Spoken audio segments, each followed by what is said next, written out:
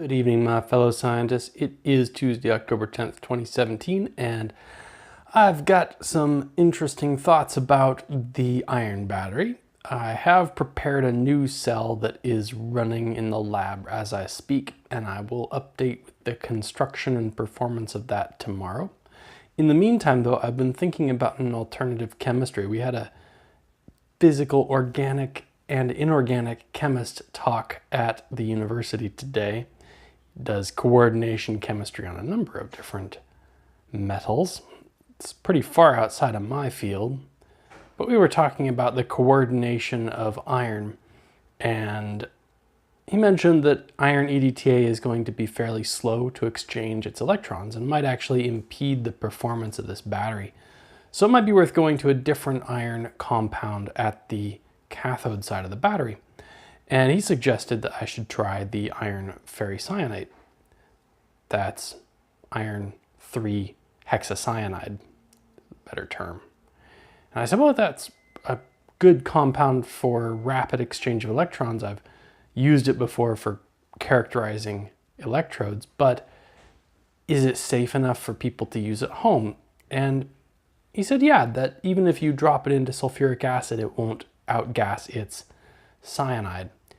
It's just such a tightly bound association of the cyanide and the iron that it's really not a safety problem.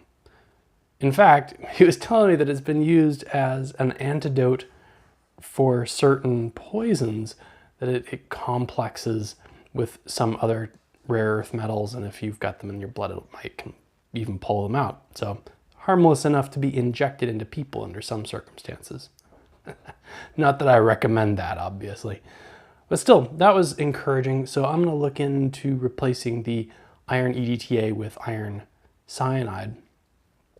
From what I can tell in the literature, it's not terribly affected by pH, so you can go higher in pH and not kill the solubility, unlike iron EDTA that definitely starts to precipitate at really high pHs. If you can go high enough in pH, that means you can go to iron hydroxide at the anode and iron cyanide at the cathode, and that's probably a better cell in general. So we'll try experimenting with some different iron chemistry. I've got some iron 3 hexacyanide on the way.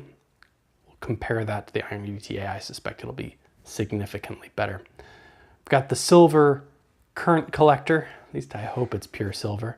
We'll see how that goes. So a whole bunch of things coming down the pipe. If you're interested in iron batteries, tune in Monday through Friday. We talk about that and chemistry and all that fun stuff that's going on right here in the Allen Lab.